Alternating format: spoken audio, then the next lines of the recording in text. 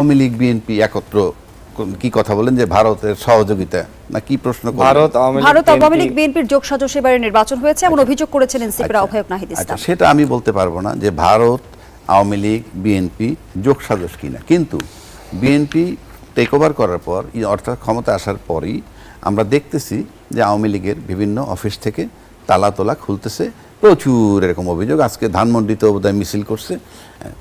করাটা অপরাধ না নিরপরাধ সেই বিষয়ে আমি যাব না, কারণ আমি রাজনীতি করি না। কিন্তু আমার প্রশ্ন হচ্ছে এই যে দেশে রাজনৈতিক সরকার আসলেই আপনার আইন শৃঙ্খলা পরিস্থিতি ঠিক হয়ে যাবে, এই কথা আমরা শুনছিলাম নির্বাচনের আগে। তো তাহলে আপনার আওয়ামী লীগের যে অফিস সেটা তো বন্ধ ছিল, তাদের কার্যক্রম বন্ধ ছিল। এখন যে খোলা হচ্ছে, আমি আওয়ামী লীগের বিরোধিতা করার জন্য বলছি না, এখন যে খোলা হচ্ছে ওইটার নিষেধ মানে অমান্য করে প্রশাসন কোথায়? দেখেন, আওয়ামী লীগকে পুনর্বাসনে এনসিপি বলেন, জামাত বলেন, তারা সহযোগিতা করেছে। আমি এর আগে আরেকটা টকশোতে ছিলাম, সেখানে জামাতের একজন নেতা ছিলেন।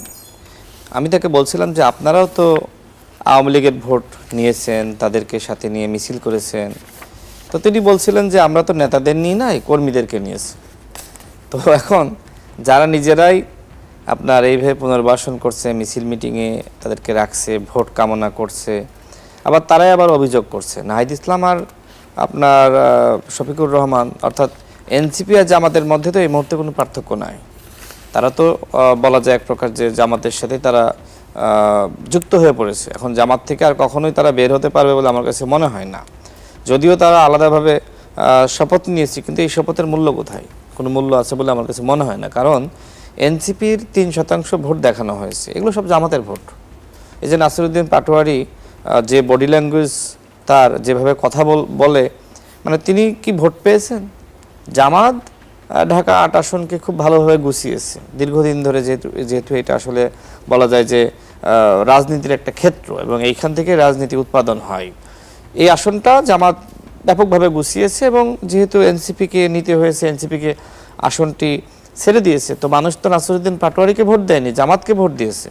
তো যাই হোক, জামাত একটি বড় সংগঠন, তারা অতীতে আওয়ামী লীগের সাথে ছিল, বিএনপির সাথেও ছিল, এবার তারা খুব ভালো ফলাফল করেছে। তবে এনসিপি খুব ভালো ফলাফল করেছে এরকম আমি মনে করি না, কিন্তু তারা আসলে যতটুকু না বড়, তার থেকে বড় কথা বলতে তারা পটু। এই যে একটা কথা তারা বলল যে ভারত আওয়ামী লীগ এবং বিএনপি মিলে একসাথে নির্বাচন করেছে। বাংলাদেশে যে 17 বছর বিএনপি ক্ষমতার বাইরে, কাদের কারণে আমরা সবাই জানি, তাই না? এবং স্বাভাবিকভাবে বিএনপি এখন ক্ষমতায় গিয়েছে, একটা ক্ষমতাসীন দল। তো নাহিদ ইসলাম বা জামাতের আমির যেভাবে কথা বলে ওইভাবে তো বিএনপি কথা বলবে না। বিএনপি যে সময় ক্ষমতার বাইরে ছিল, বিএনপি তার মতন করে আধিপত্যবাদ এবং আগ্রাসনের বিরুদ্ধে কথা বলেছে।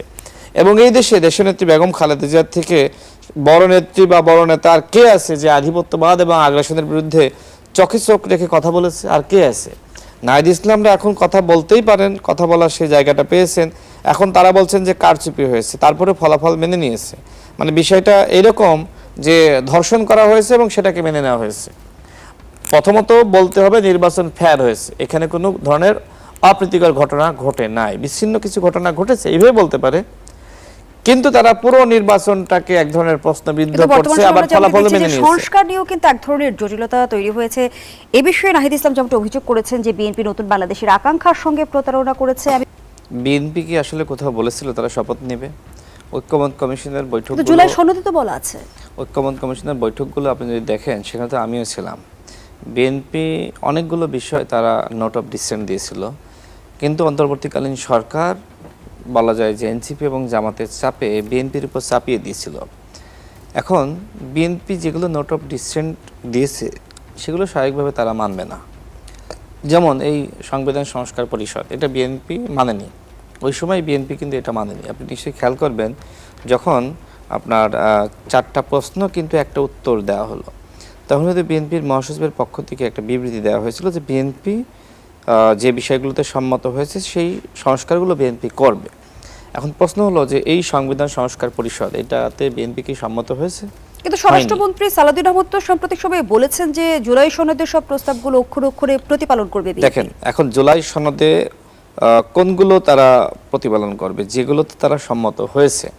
এখন এই যে সংবিধান সংস্কার পরিষদ, তার আগে আসি, দেখেন পৃথিবীর ইতিহাসে আপনি দেখেন, যেটা স্বাধীন মালিক নিজেই বলেছেন, আইনজীবী, বিখ্যাত আইনজীবী, যে গণভোট সবসময় পরে হয়, কিন্তু এনসিপির চাপে বা জামাতের চাপে গণভোট সরকার একই দিনে করলো, বা আগে করার একটা প্রক্রিয়া ছিল।